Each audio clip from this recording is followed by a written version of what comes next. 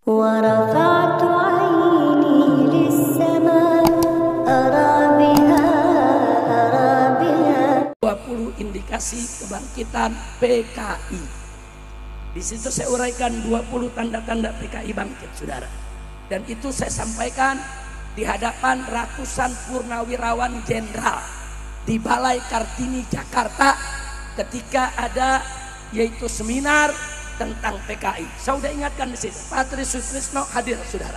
Saya ingatkan kepada para mantan jenderal semua, ingat ya, PKI ini bangkit. Ini indikasinya, saya jelaskan, saya buktikan satu persatu. Kalau Anda tidak waspada dari sekarang, saya katakan besok Anda sendiri akan menyesal. Nah, 20 indikasi yang saya urai hari ini sudah terjadi semua. Makanya PKI paling gak suka dengan namanya Habib Rizik atau siapapun yang dekat dengan Habib Rizik, termasuk Habib Bahar, Habib Alwi, saudara, bahkan Habib Zain, saudara. Enggak, pokoknya dekat dengan Habib Rizik ini semua mesti dihabisi, mesti dihina, mesti dicela. Karena selama ada para habaib dan ulama yang istiqomah, PKI tidak akan pernah bisa bangkit, saudara. Karena habaib dan ulama istiqomah siap berada di barisan paling depan untuk menghancurkan PKI kapan saja. Takbir, takbir, sallu ala nabi. Jadi jangan kaget kalau PKI itu gerakannya sebar fitnah, saudara. Jangan kaget kalau habaib di mana-mana difitnah, saudara. Dulu namanya PKI, sekarang bukan PKI. Sekarang namanya Laskar Setan. Sekarang namanya Begal Nasab. Yang begitu-begitu, saudara. Enggak pakai PKI, saudara. Enggak ada mereka pakai PKI lagi, saudara. Tapi gerakannya nyata. Mengadu domba ulama, mengadu domba kiai dengan kiai, mengadu domba habib dengan habib, mengadu domba habib dengan kiai. Saya mau tanya umat Islam, mau diadu domba tidak? Mau diadu domba tidak?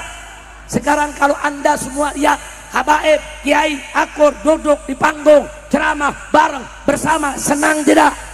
Senang tidak? Bersyukur tidak? Nah, sekarang saya mau tanya semua, siap bersatu? Siap berjuang? Siap bela kiai? Siap bela ulama? Siap bela habaib? Siap jaga pesantren? Siap jaga agama? Siap jaga negara? Angkat tangan sebuah aja, takbir, sallu ala nabi. Nah, baik ya ikhwan, sekarang yang ingin saya sampaikan di sini, ada sementara pihak, maaf, kadang-kadang datangnya dari oknum pejabat sendiri, menina-bobokkan bangsa Indonesia dari kebangkitan PKI. Mereka mengatakan PKI sudah finish, PKI sudah selesai, PKI nggak bakal bangkit lagi. Itu cerita klasik, itu bohong, itu nggak ada itu PKI bangkit lagi, udah finish, udah selesai. Saudara, propaganda semacam ini adalah propaganda yang menina-bobokkan bangsa Indonesia daripada bahaya gerakan komunis di Indonesia. Dan ini nggak boleh dibiarkan. Nah, kalau kita sedang bicara PKI seperti simposium pada hari ini, apa mereka bilang? Ini kan cuma paranoid saja. Ini ketakutan yang nggak beralasan. Ini kan cuma komunis fobia saja. Kita ini di sini dituduh semuanya paranoid, hanya ketakutan yang berlebihan. Maka itu di sini perlu kita sampaikan, siapa bilang PKI itu tidak ada? Siapa bilang gerakannya itu sudah bubar dari republik ini? Siapa bilang gerakan PKI itu, saudara, saat ini tidak mulai kembali mencengkramkan kukunya di bumi Nusantara ini? Mari kita lihat indikasi kebangkitan PKI, saudara, yang ada di Indonesia ini. Kita mulai dari yang pertama. Kita semua sama tahu ada kelompok yang begitu ngotot menuntut pencabutan TAP MPRS nomor 25 tahun 1966. Kalau TAP MPRS ini dicabut, yang diuntungkan adalah keluarga besar PKI. Ini indikasi, saudara. Enggak mungkin yang bukan PKI menuntut pencabutan daripada TAP MPRS tersebut.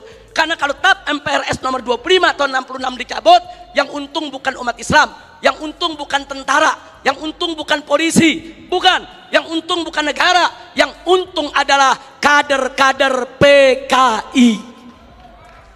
Nah, sekarang yang kedua, saudara, sebelum tahun 1998, sejarah pengkhianatan PKI di Madiun 1948 maupun G30S PKI 1965 itu tercantum, diceritakan dalam sejarah Indonesia, masuk dalam kurikulum.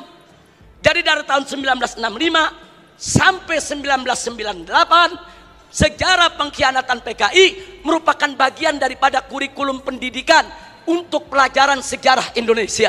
Tapi begitu masuk reformasi 98, saudara, pelajaran tentang pengkhianatan PKI baik di Madiun 1948 maupun G30S PKI 1965 dihapuskan dari kurikulum pendidikan. Saya bertanya-tanya, siapa ini manusia yang punya kekuatan bisa menghapus materi pengkhianatan PKI dari kurikulum? Ini bukan seorang biasa, saudara. Dia punya kekuatan politik, dia punya kekuatan ekonomi, dia punya kekuatan sosial. Kalau hanya rakyat jelata biasa, enggak ada pelajaran pengkhianatan PKI dari kurikulum, saudara. Sekian sampai hari ini, saudara. Sampai hari ini, saudara, apa yang terjadi? Yuk mari kita lihat, saudara. Anak-anak SD, SMP, SMA yang di tahun 98, saudara, baru mulai mencicipi sekolah, mereka nggak dapat lagi pelajaran tentang pengkhianatan PKI. Jadi dari tahun 98 sampai hari ini, generasi muda kita yang umurnya sekitar 25 sampai 27 tahun, mereka nggak tahu apa dan bagaimana PKI, saudara. Ini kurikulum ini penting. Kurikulum ini membentuk daripada ideologi bangsa, untuk pemikiran filsafat bangsa. Kalau jangan duluan, saudara, 25 atau 27 ke bawah, tidak ada yang tahu PKI. Bahkan mereka merasa bangga pakai kaos dengan gambar palu arit karena ketidaktahuan mereka, saudara. Nah, lagi-lagi, saudara, tadi saya katakan, saudara, siapa ini pihak yang punya inisiatif untuk tersebut, saudara? Memperkenalkan kita begitu banyak buku-buku yang dikenalkan oleh Pak Tri tadi, semuanya buku bagus, Pak. Cuma yang jadi persoalan, buku-buku tersebut menjadi tidak efektif manakala tidak diajarkan di sekolah-sekolah. Buku tersebut menjadi tidak efektif manakala tidak dijadikan sebagai bagian kurikulum pendidikan Indonesia. Maka itu saya usulkan kepada simposium ini untuk kita bersama-sama mendorong sejarah pengkhianatan PKI 48 dan 65 harus dikembalikan dalam kurikulum pendidikan nasional Indonesia dalam materi sejarah Indonesia, saudara. Baik, sekarang kita lihat lagi, saudara. Yang ketiga, sebelum tahun 98, saudara, televisi nasional khususnya TVRI setiap tanggal 30 September selalu memutar ulang film tentang pengkhianatan G30S PKI. Hingga dari Sabang sampai Merauke, dari gunung sampai ke lembah, orang di kampung-kampung nonton film tersebut, saudara. Mereka tahu betapa biadabnya PKI, betapa zalimnya PKI, betapa pengkhianatan yang dilakukan oleh PKI. Tapi sayang sejuta sayang, setelah reformasi tahun 98 tidak ada satupun stasiun televisi sampai hari ini yang berani menayangkan kembali daripada film pengkhianatan G30S PKI, saudara. Ada apa? Siapa itu orang yang bisa nakut-nakuti televisi? Siapa itu orang yang bisa neken media televisi? Siapa itu orang yang menguasai media di kita punya negeri sampai media takut, nggak berani untuk menayangkan film itu kembali, saudara? Akibatnya 98 sampai hari ini anak-anak muda kita, saudara, anak kebiadaban PKI, saudara, di Tasa, saudara, dari Sabang sampai Merauke se-Indonesia, saudara. Nah, ini fakta, ini merupakan indikasi kebangkitan PKI yang tidak terbantahkan. Omong kosong kalau ada mengatakan PKI tidak akan bangkit. Omong kosong kalau ada mengatakan PKI akan bangkit atau PKI ini sudah final, tidak akan bangkit lagi. Omong kosong, saudara. PKI sedang bergerak, PKI akan bangkit kembali, PKI akan melibas kita semua kalau kita tidak merapatkan barisan dari sekarang, saudara. Mudah-mudahan Allah menyatukan kita semua. Baik, yang keempat, langsung saja, saudara. Kita tahu dulu sebelum 98 ada Litsus, penelitian khusus bagi pejabat publik di Indonesia, saudara. Seseorang ingin jadi gubernur, ingin jadi kepala daerah, apalagi mau jadi menteri, saudara, ada penelitian khusus. Siapa dia? Bagaimana ideologinya? Apa keterkaitannya dengan PKI, saudara? Kalau terbukti ada keterkaitan dengan PKI, apalagi mengusung ideologi PKI, tidak akan pernah dilantik oleh negara sebagai pejabat publik, saudara. Tapi semenjak tahun 1998 Litsus ditiadakan. Tadi Patri sudah sampaikan kepada kita bagaimana mereka menjadi kepala daerah, menjadi gubernur, menjadi wali kota, menjadi anggota dewan, saudara, masuk ke berbagai macam partai. Ini fakta, ini bukan sekedar cerita, ini bukan khurafat, bukan takhayul, bukan dongeng, tapi ini fakta yang kita hadapi.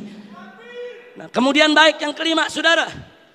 Nah, tadi sudah kita sebutkan putra putri PKI keturunannya masuk ke partai-partai politik, masuk ke instansi lembaga-lembaga negara, saudara. Dan dari sanalah, saudara, mereka mempengaruhi kebijakan-kebijakan untuk keuntungan PKI. Baik, yang keenam, mari kita lihat lagi, saudara. Kita tidak boleh menutup mata.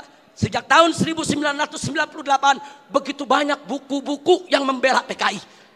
Dibagikan secara gratis, dijual dengan bebas di toko-toko buku, saudara. Enggak, pemerintah kita enggak mampu untuk melakukan tindakan apapun. Real, fakta, saudara.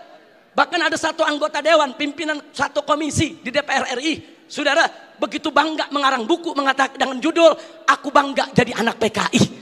Enggak sampai di situ, bahkan dia karang buku lagi dengan judul "Anak PKI Masuk Parlemen". Seolah-olah dia ingin meledek semua yang anti PKI.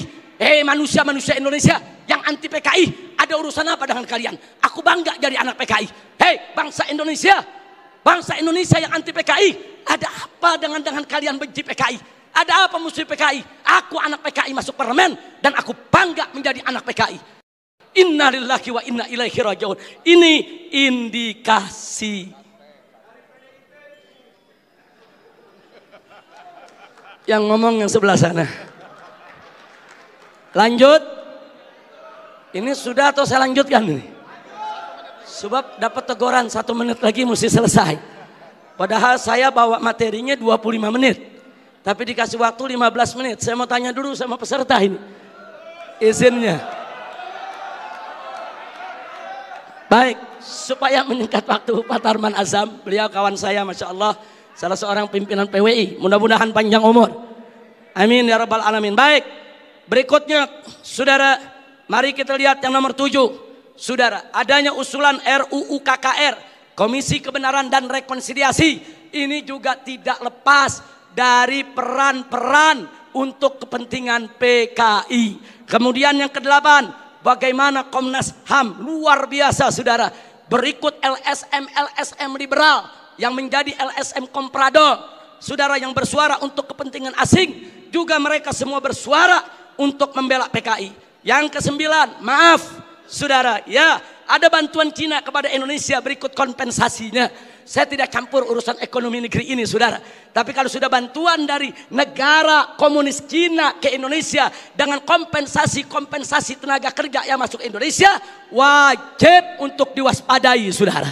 Nah, kemudian jangan lupa yang ke-10, saudara, ada beberapa parpol, bukan satu, yang terang-terangan mengirim kader-kadernya ke Republik Rakyat Cina untuk ikut pendidikan politik. Mereka dididik oleh Partai Komunis Cina, saudara. Ada apa? Ya, itu hak partai tersebut, itu hak pribadinya, saya tidak ikut campur. Tapi saya sebagai bangsa Indonesia punya hak untuk mewaspadai partai-partai yang menjalin kerjasama dengan Partai Komunis Cina, saudara. Baik, saudara. Yang ke-11, di mana-mana ada seminar, ada temu kangen, saudara. Di mana-mana ada temu kangen PKI, seminar PKI, saudara. Sementara, saudara, dari pihak aparat keamanan setengah hati untuk membubarkan mereka, saudara. Berapa kali di Taman Ismail Marzuki mereka menggelar acara, bikin kegiatan, saudara. Ada bentrokan dengan gerakan bela negara, dengan laskar-laskar FPI di beberapa tempat, saudara. Ada apa? Ada lagi anggota-anggota dewan yang merupakan kader PKI menggunakan kunjungan kerja mereka untuk membuka temu kangen kader PKI sebagaimana terjadi di Banyuwangi beberapa waktu, saudara. Yang ke-12, pembentukan Ormas Orsospol yang berafiliasi kepada PKI, pemutarbalikan sejarah PKI dan lambang PKI, saudara. Saat ini di kalangan selebritis kaum muda, dan maaf, sampai Menko Polhukam, maaf, harus saya sampaikan, saudara. Begitu kami protes adanya kaos-kaos berlogo PKI, kan saudara, tentara dan polisi tidak usah over, jangan berlebihan. Jangan kalau ada logo PKI dianggap PKI. Ini kan cuma tren anak muda. Logo PKI itu termasuk sosialisasi lambang PKI. Itu dilarang, saudara. Oleh TAP MPRS nomor 25 tahun 66. Dilarang juga oleh Undang-Undang nomor 7 tahun 27 tahun 99. Dilarang juga oleh TAP.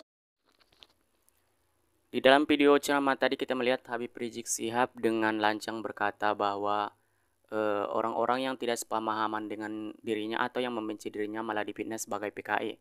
Ya ini bisa disebut bahwa PKI teriak PKI lah. Habib Rizik Syihab tadi berkata dengan lancang bahwa para yang mereka sebut sebagai begal-begal nasab atau ulama-ulama pribumi yang tidak sepemahaman dengan mereka adalah para PKI. Jelas saja hal ini merupakan suatu fitnah besar dan perkataan lancang yang tidak bisa diterima secara baik-baik. Habib Rizik Syihab memang dikenal dengan sosok ulama yang penuh kontroversial. Bahkan bukan hanya keluar masuk penjara, beliau juga aktif melakukan penentangan terhadap kebijakan-kebijakan pemerintah yang menurutnya tidak cocok untuk kelompoknya. Kalau dilihat dari misinya,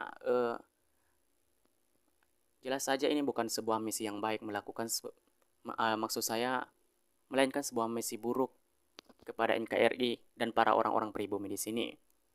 Ada orang yang berpendapat bahwa apa yang dilakukan Habib Rizik Syihab ini karena ingin suatu hal yang besar terhadap bangsa Indonesia kita.